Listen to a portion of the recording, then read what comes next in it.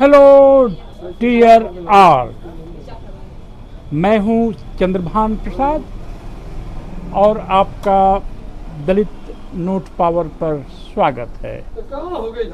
मैं आज जहानागंज बाज़ार में हूं, जो आजमगढ़ डिस्ट्रिक्ट की एक ख़ास बाज़ार है और मैं गांव-गांव जा रहा हूं, तो यहीं पर मुलाकात रामानंद साहब से हो गई, जो एक दलित हैं और जिनकी मोबाइल की दुकान है, जो कभी नंबर 1 कभी नंबर 2 इस बाज़ार में रहती है।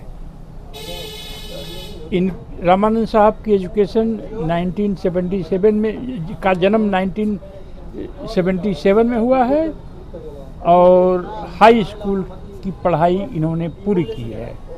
रामानंद साहब, आपका स्वागत है इस शो में और बहुत बहुत धन्यवाद इसमें शामिल होने के लिए। ये इतना अच्छा बिजनेस आपने खड़ा किया है, आपका बैकग्राउंड क्या है, कृपया बताएं। जिस समय पैदा हुए थे घर की स्थिति कैसी थी, गरीबी थी या नहीं थी, या मॉडरेट किसान थे या क्या थे, जरा अपनी जर्नी बताइए। जी सर, हमारा बैकग्राउंड तो हम पूरी तरह से अभी जिसे कुछ सोच समझ पाते उससे पहले ही हमारे पिताजी का देहांत हो गया। यानी 7-8 साल के रहे होंगे? हाँ, 10 साल के अंदर ही। और लोग बताते हैं कि पीलिया हो गई थी, उसी कारण उनकी जो है थी। वो पंजाब रहते थे? हाँ, पंजाब रहते थे। मालेरकोटला संगरूर जिला था। एक स्टील कंपनी में वो काम करते थे और उसी बीमारी के कारण उनकी मृत्यु हो गई। तो परिवार में हमारे एक बड़े पिताजी थे, हमारे पिताजी ये लोग कंबाइन ज्वाइंट रहते थे। उसी में फिर हम लोग का भरण पोषण हुआ। तो फिर हम हाई स्कूल अपना पास किए। फिर पैसे की दिक्कत थी परिवार में, तो हम अपना हाथ पांव मारे कि कहीं कुछ किया जाए। तो फिर प्राइवेट किसी कंपनी में हमारे एक चाचा के लड़के थे, लगवाए थे। दिल्ली में जाकर हम काम किए करीब 2 महीने के आसपास। फिर हमको अच्छा नहीं लगा, हम उसको छोड़ दिए। फिर घर पर आए, फिर निर्णय किया कि कोई काम हम सीखेंगे, काम सीख कर कोई काम करेंगे। तो फिर हम उस घड़ी बनाने का काम चिरैयाकोट मार्केट में सीखे और सीखने के बाद 1996 में अपनी हम घड़ी की दुकान डाले। फिर हम घड़ी का अपना काम करते थे, रिपेयर वाला। फिर 2005 में हमारे यहाँ ग्राम पंचायत शाहपुर विकास खंड जहानागंज का एक गांव है, तो वहाँ सीट अनुसूचित हुई, महिला सीट रही उस समय। तो फिर 2005 में जनता द्वारा हमें इसे वो किया गया कि चुनाव लड़िए। तो हमने श्रीमती जी को, सुनीता देवी नाम है, उसको प्रत्याशी बनाया, वो चुनाव जीत गई। इसके बावजूद भी हमारा दुकान से लगाव टूटा नहीं, दुकान हम अपना करते रहे। फिर घड़ी की दुकान तो आज भी है। और 2011 में फिर हमने कुछ मोबाइल की तरफ इसको कन्वर्ट किया कि धीरे धीरे घड़ी का ज़माना ख़त्म हो रहा है, तो मोबाइल की तरफ हम आकर्षित हुए। अब मोबाइल का कारोबार धीरे धीरे बढ़ाना शुरू कर दिए। और बीच बीच में जैसे 2009 से हम फिर अपना एक और पार्ट टाइम बिजनेस, जैसे कि ठेकेदारी वाला, अपने स्वयं के रजिस्ट्रेशन पर उसको भी शुरू कर दिए। ठेकेदारी भी करने लगे और अपने भाई को दुकान पर बैठा दिए। हम भी बीच में समय आज भी दुकान पर देते हैं, तब भी देते थे, और ठेकेदारी वाला भी काम करते हैं। इसी तरह करते करते करते करते अब हम लोग मान लीजिए अब मोबाइल में ठीक ठाक हमारी दुकान हो गई है। तो दुकानें तो कई हैं जहानागंज में, मगर हम लोग 2 लोग की दुकान ठीक ठाक चलती है यहाँ पर। तो लोगों को यह मालूम है कि आप दलित समाज से आते हैं? हाँ, लोगों को मालूम है कि हम पासी समाज से आते हैं। लोगों को ये बात मालूम है? हाँ, मालूम है। कितने आपके वर्कर्स हैं यहाँ पर? इस समय तो 3-4 लड़के हमारे यहाँ हैं, सब काम करते हैं। ओके, तो बचपन की लाइफ जरा बताइए आप। बचपन की लाइफ तो हम बताए हैं कि वही जो पिताजी मरे, तो हम लोग की लाइफ तो बहुत कमज़ोर थी, बहुत ही आर्थिक स्थिति बहुत ही कमज़ोर रही। खाने पीने की भी दिक्कत आती थी? खाने पीने में तो भोजन मिलता था, मगर अब जैसे इस समय मिल रहा वो स्थितियां नहीं थी, उससे अच्छा। बहुत अलग थी। जो भूस्वामी थे, लैंडलॉर्ड्स थे, जी जी। उनका दबाव आपके गांव पर था? नहीं, ऐसा कुछ नहीं था।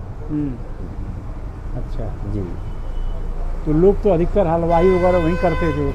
जी, बताते हैं लोग, हम लोग को जैसे ये जो बुजुर्ग लोग दादाजी लोग हैं, हमारे भी बड़े पिताजी वो भी हलवाई किए हैं।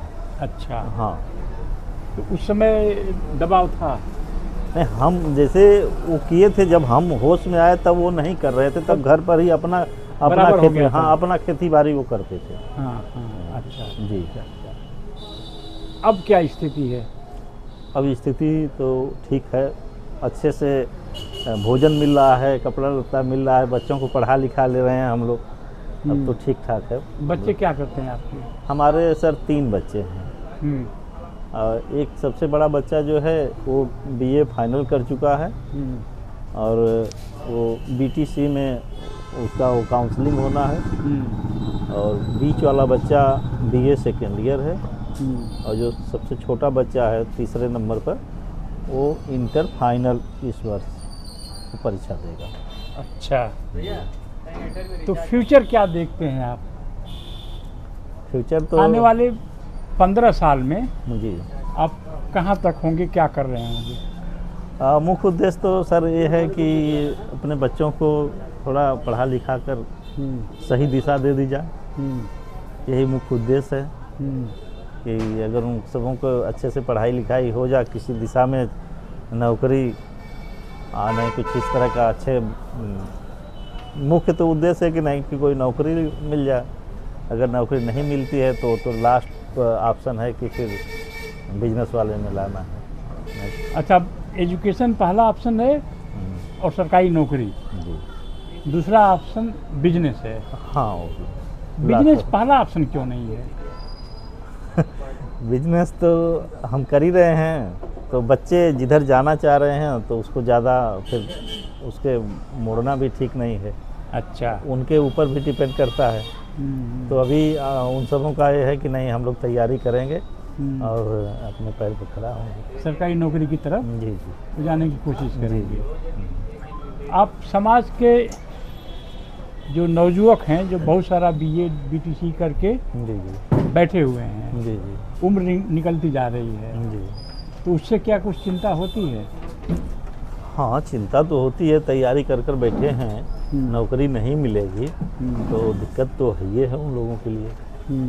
हमारे पास तो ऑप्शन है कि पहले हम उसको ट्राई करेंगे, नहीं होगी तब हमारा ये ऑप्शन है कि नहीं कि बिजनेस में फिर होगा। अच्छा, अपने गांव के जो बाकी पासी लोग हैं जी, उनकी स्थिति में पहले के मुकाबले कितना परिवर्तन आया है? बहुत सुधार हुआ है, पहले से बहुत सुधार हुआ है। जी। जैसे कि जैसे पहले बहुत गरीबी थी, काफ़ी लोग मजदूरी करते थे और तमाम तरह की समस्या थी, मगर अब बहुत पहले से बहुत लोग जागरूक हुए हैं, और जागरूक का भी परिणाम है कि नहीं कि वो अब खुशहाल जीवन जी रहे हैं। दलित आंदोलनों की स्थिति क्या है इस समय? दलित आंदोलन तो अभी तो इस समय ये चल रहा है, अम्बेडकर जी वाला, और गृह मंत्री अमित शाह जी बोले थे, वो तो चल रहा है आंदोलन। जी। दलित राजनीति का फ्यूचर क्या है? क्या आने वाले 2029 में कोई दलित प्राइम मिनिस्टर बन जाएगा? ये तो हम कल्पना नहीं कर पाएंगे, लेकिन बड़ी राजनीति का वो हिस्सा है। तो ये कल्पना कर पाना मेरे लिए थोड़ा सा अच्छा जी। अच्छा। तो आपके पास कार कौन सी है? मेरे पास तो कार सुजुकी की ब्रेजा कार है। अच्छा। कभी BMW कार खरीदने की इच्छा रखते हैं आप? नहीं, वहाँ तक तो हमारी सोच नहीं है कि अभी उस लेवल में हम नहीं हैं। अच्छा। फ्यूचर में? अब देखिए, अब तो ऐसा तो अभी प्लान नहीं है, ऐसा न उस लेवल में भी हम पहुँच पाए हैं। तो क्या आपके बिजनेस से इंस्पायर होकर के कुछ दलित नौजवान आपके आसपास के बिजनेस में आए हैं? हाँ, बहुत लोग किए हैं, अपना धंधा कारोबार किए हैं जी। आपके बिजनेस शुरू करने के बाद? हाँ, हमसे पहले भी लोग रहे हैं, आज भी हैं। अच्छा जी। इस बाजार में कितनी दलितों की दुकानें होंगी? दलितों की दुकानें हैं सर, हम गिनती तो नहीं बता पाएंगे, मगर हैं दलितों की भी दुकानें। कुछ खाने पीने की दुकानें भी हैं? हाँ, खाने पीने की भी दुकान। जैसा कि पहले भी इंटरव्यू में भोला साहब बता रहे थे कि उनका एक बेटा जो है स्नैक्स की दुकान करता है जी जी। और एक बेटा जो है फास्ट फूड की दुकान की। हाँ, बहुत सारी दुकानें हैं। कोई एक बता रहे थे कि ब्लॉक पर कोई हाँ, ब्लॉक के बगल में भी एक चाय और समोसे वगैरह। हाँ, कोलूखोर के हैं, उनकी भी दुकान है। कई दुकानें हैं मार्केट में इस तरह के। तो ये हमारे बीच रामानंद साहब हैं, जो बिल्कुल सामान्य परिवार से आए हैं। पिताजी की डेथ बहुत अर्ली हो गई थी और खेत भी कुछ खास नहीं था। खेत था आपके पास? हमारे पिताजी 6 भाई थे। बाबा के नाम से 32 बिस्वा ज़मीन थी, उसमें हम लोग 1/6 थे। फिर हमारे जो बड़े पिताजी थे और हमारे पिताजी जो संयुक्त रहते थे, तो वो लोग दोनों लोग मिलकर 2 बीघा ज़मीन रजिस्ट्री करवाए थे जी। और फिर बाबा की ज़मीन थी।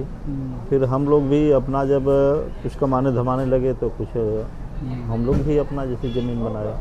अच्छा जी। तो आज इस कोई और एक्सपेंशन की सोच रहे हैं बिजनेस की, कोई और आगे बढ़ाया जाए?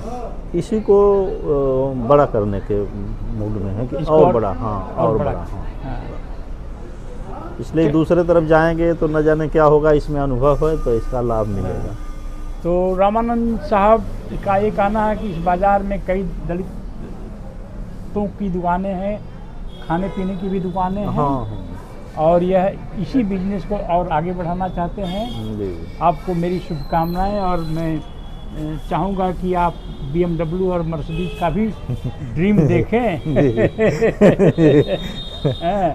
और ये सीरीज हमारी गाँव की इंक्वायरी, गाँव में क्या हो रहा है, दलित समाज कहाँ जा रहा है, कहाँ था पहले, ये जारी रहेगी। और इसको आप वीडियो को फॉरवर्ड करिए, इसको आप लाइक करिए, इसको आप सब्सक्राइब करिए, इसको आप सपोर्ट करिए। जय भीम, जय भारत।